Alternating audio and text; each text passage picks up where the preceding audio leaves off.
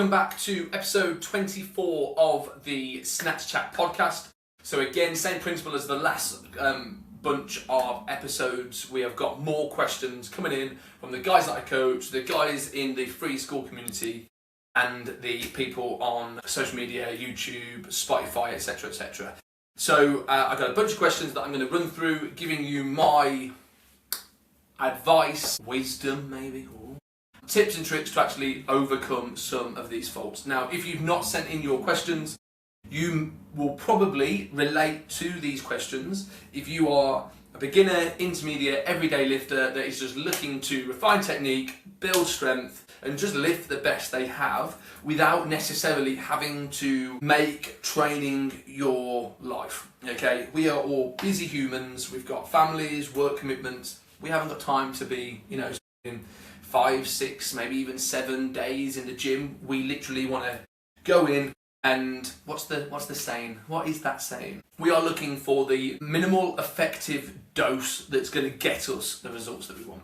So let's get straight into the questions. So question number 1. I train 4 days a week, but by Thursday my legs feel like concrete. How do you know if you're actually recovering enough between sessions, and what do you do on rest days to speed things up?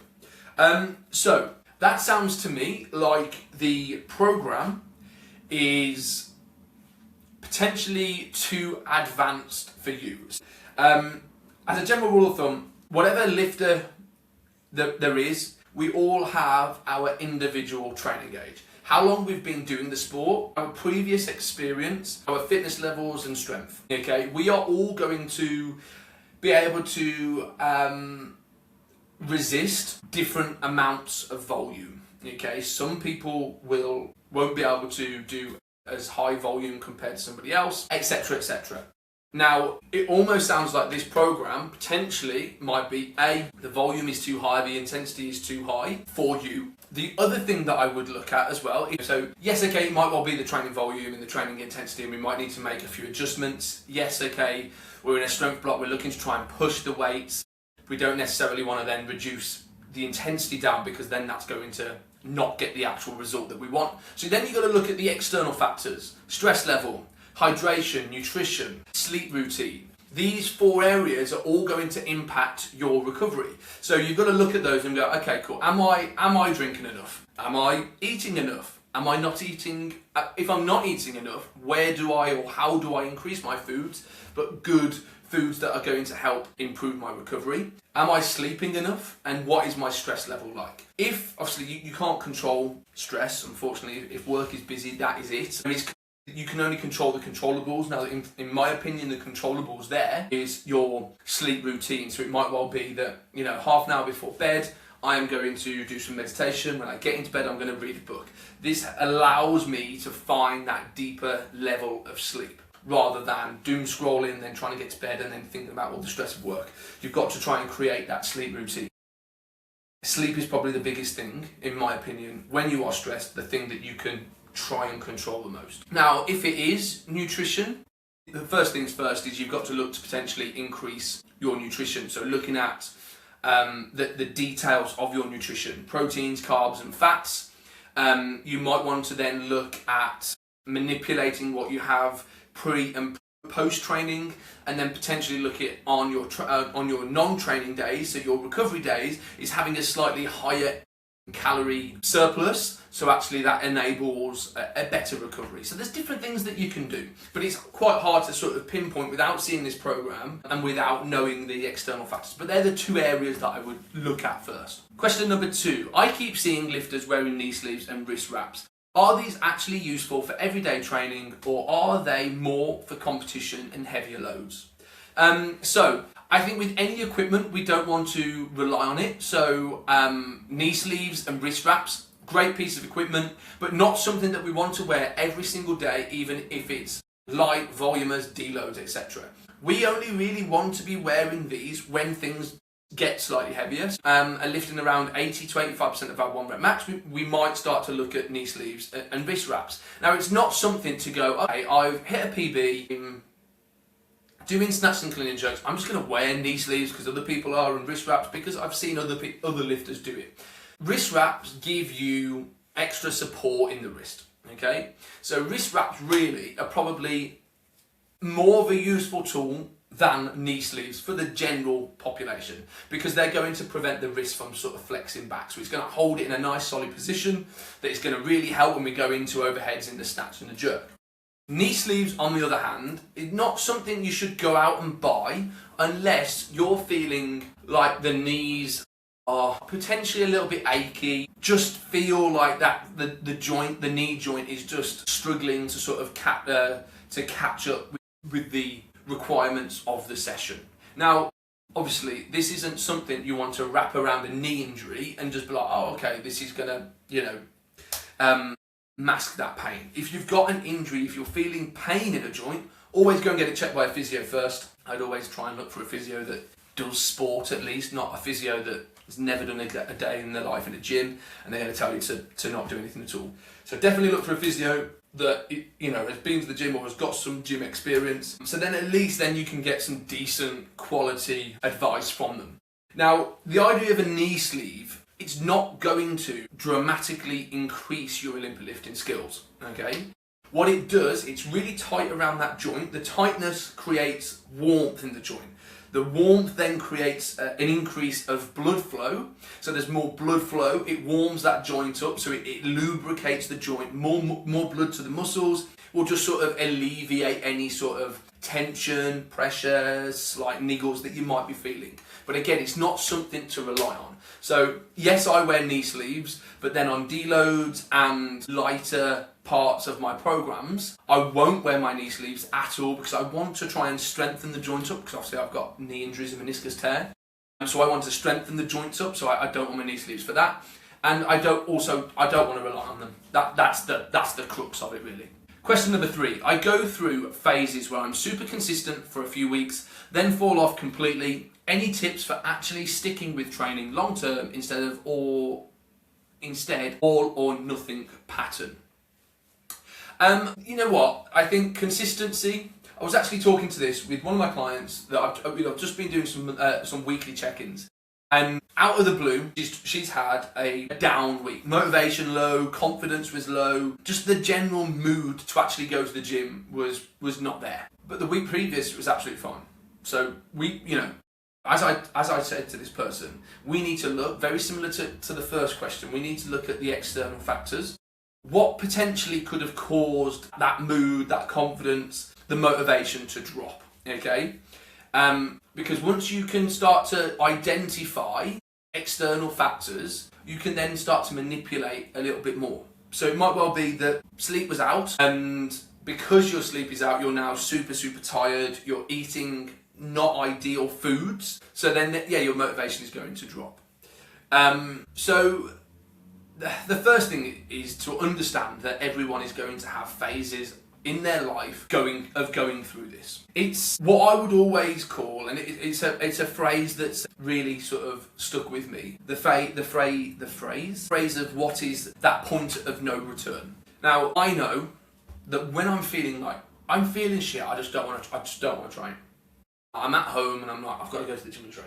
I am not thinking about that training session. The point of no return for me is once I get into the car. Once I'm in the car, I know I want to go to the gym. So I'm not focusing on the end point. I'm focusing on the point that I need to get to, that I know that there's no return. I'm going to get into that car. So I'm creating a routine that gets me to that car. So then once I'm in the car, I know that I'm going to go to the gym. So it's finding out what is your point of no return. I've got another client where her point of no return is making sure that the clothes are in the bathroom. So when she wakes up in the morning and she heads to the bathroom, because she wakes up at the same time every morning, when she gets in the bathroom, she sees those clothes. Once those clothes are on, she knows that she is going to the gym. So all she has got to do is prepare a timeline of events going from her bedroom, to the bathroom to putting those clothes on. So it's simple. As soon as that door is open, she walks straight to the clothes. She doesn't do anything else until those clothes are on, because she knew that was her point of no return. So the first thing is, what is your point of no return? Now, the second thing is, once we're in that gym, the motivation is low. There's different things that you can do. First thing, different things. Obviously, different coaches are going to tell you different things.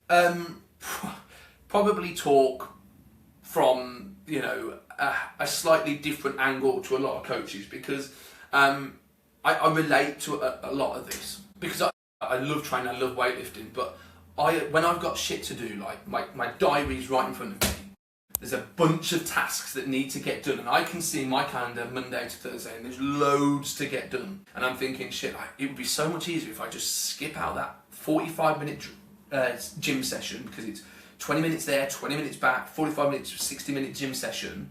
I can get so much done on Wednesday, which means then I can finish a bit earlier. But knowing that there's always going to be a gutting feeling at the end of the day when I know that I haven't gone to the gym, so I know that I need to get that gym session done. It might well be that I've got a lot going on. What I'm going to do is I'm going to manipulate my session. What are the most important parts of your session? You're going to get them boxed off.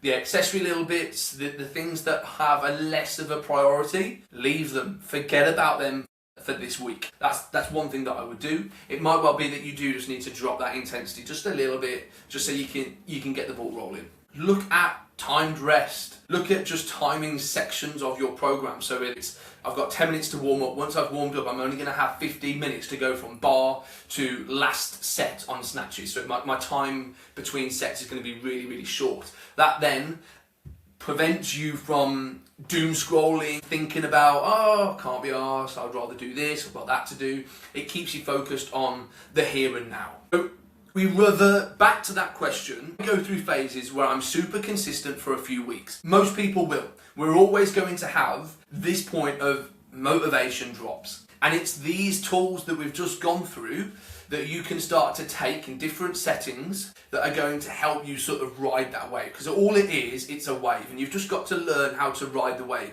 There's no way of preventing it from happening. It is about riding the wave. That was a really long-winded way of going through that question, but when I do these questions, I like to give practical, experience, advice on them, just because I hope that you can relate more to that. Next question. I've been working on my snatch for about 4 months now, and I keep catching the bar too far forward. Any cues or drills that helps you fix this? Okay, I've never seen you lift. I've just put out an Instagram post on this actually, but there's two things that I'd look at first. Slow that movement down.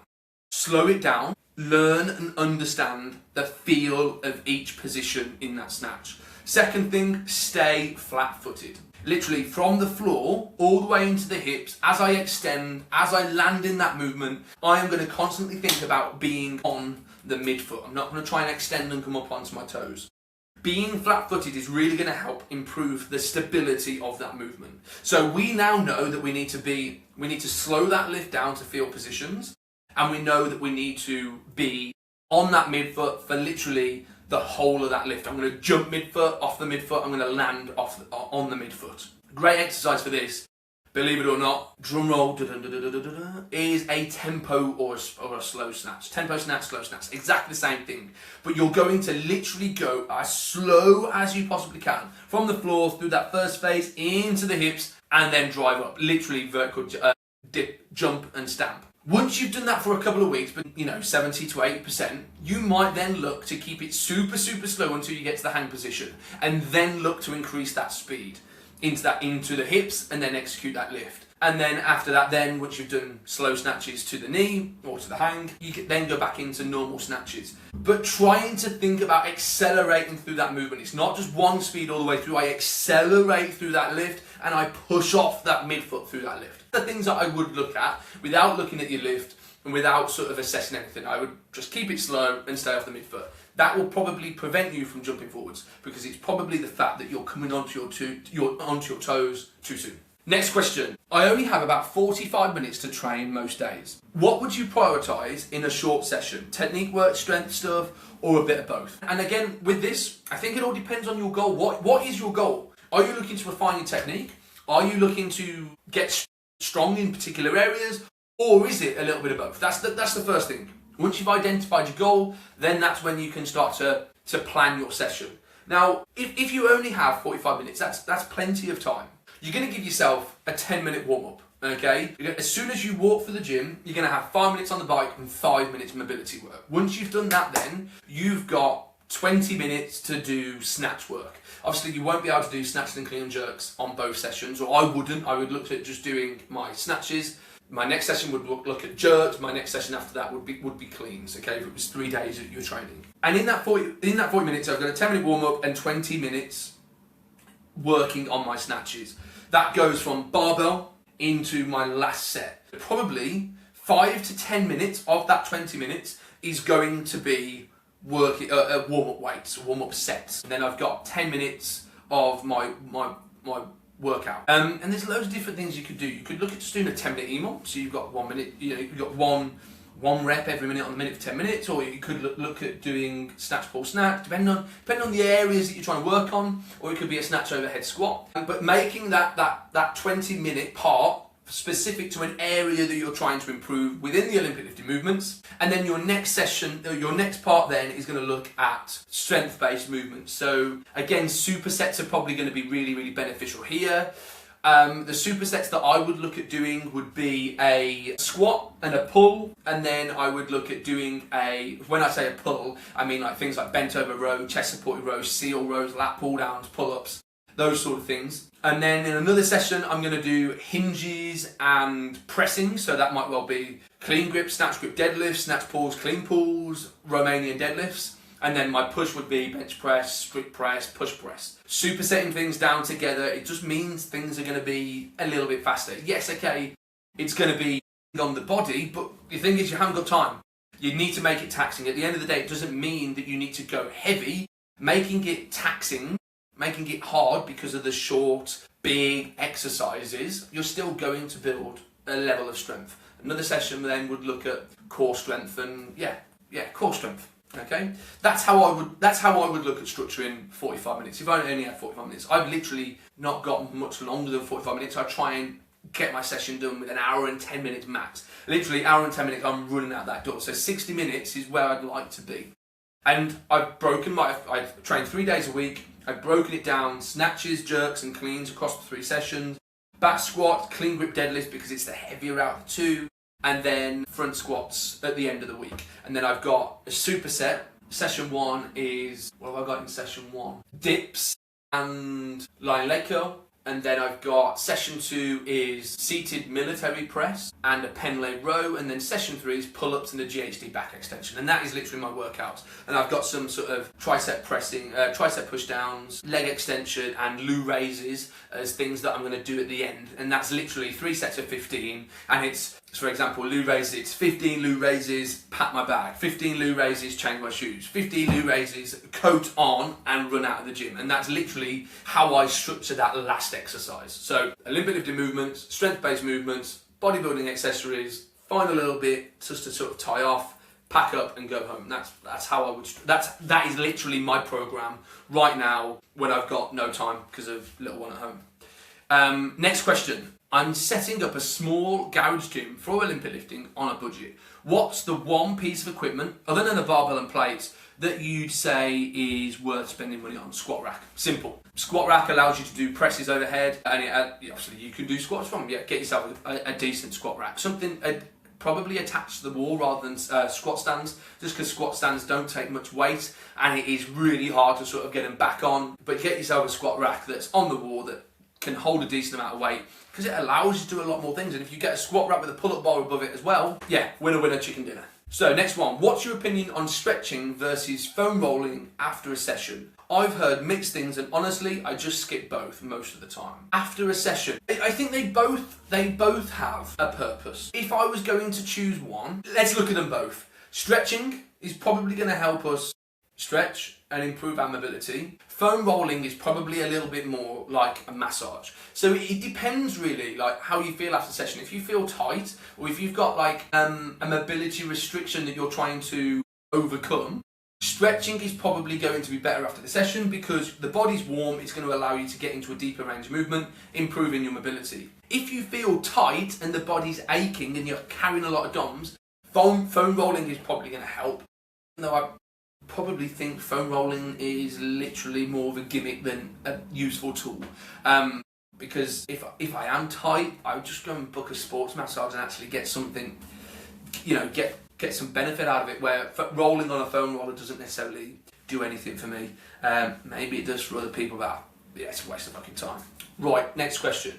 How do you deal with bad sessions mentally? I had a shocker last week where everything felt heavy and slow, and it messed with my head for days. This is very similar to the question about just low motivation, couldn't be asked to train, what the hell do I do? And it's the same principle, and we just changed the wording of the question. Everyone is going to have a bad session. Okay, there is no one on this planet that has never had a bad session. It's just something that is part and parcel of the sport. So that's the first thing. You've just got to understand that you are not the only person that's having a bad session. The next thing is that you've just got to draw a line under that bad session, almost forget about it, and then just carry on. When you have a bad session, it's the way that you address it. Again, with everything that I go through, why was it a bad session? What were the external factors? What went wrong? If it's technique, if there's a technical issue that was flaring up in that session, that is gold dust. You're going to hold on to that because that's going to help you structure that next phase of your program. If it was just a shit session, couldn't save anything overhead, it's probably down to an external factor. Assess that external factor. Are you in control of it? If you are, control the controllables. If you can't, it's about adjusting where needed. That's the answer to that. The final question. I've been following a beginner program for about 6 months and progress has stalled. How do I know when it's time to switch things up?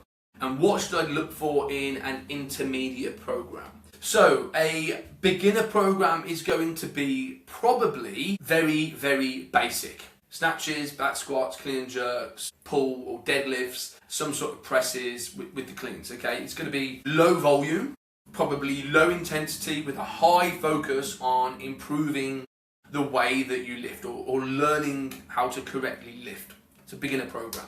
When you come to an intermediate program, I don't think there is ever going to be a standard intermediate program that literally is one size fits all. Once you've learnt the Olympic lifting movements, you can either follow a generic program and make very little to no progress whatsoever, or you then start to highlight the areas that you're lacking and start to look at tailoring and creating a specific program. Now, I'm not saying go out there and do that straight away. I would look for a coach because they're going to be able to identify the areas that you've potentially not identified or the areas that you've not necessarily learned or understand that are there, and they are going to be able to structure something for you that is specific for you. So once you've learned, I think there's no such thing as an intermediate or an elite level program. There is on the outside that you're probably going to be able to withstand more volume and intensity for longer periods as an elite compared to an intermediate, but really it comes down to the specifics and tailoring that program to be specific to you. Bosha. That is the end of episode 24. Really enjoyed that. There was some good questions. I like the fact that some of them are mindset. And I did a podcast, you know what, I think it was like episode 11 with James, who's a mental health practitioner. And the one thing that really, really resonated with me is that the way he helps people overcome poor mental health is the way that a coach in a gym, a weightlifting coach, would structure a program. There's a beginner, there's a basic phase where we're looking just to sort of get moving, and then we naturally build that program. Now, when you get questions about my motivation has dropped and what do I do, and I've had a bad session, how do I overcome a bad session? They basically fit this model that I've just gone through. It's about assessing where you are, creating an action plan to then sort of move forwards. And halfway through that, I was like, it is literally, when James said everything is literally the same, and it's just the wording and the terminology, it really, really stood out then. But yeah, that's fantastic. If you haven't already, make sure to click like and subscribe, and I shall see you for episode 25, which is fucking mad, because that means 25 weeks I've been doing this podcast, which is insane. I have loved every single one. See you in the next one.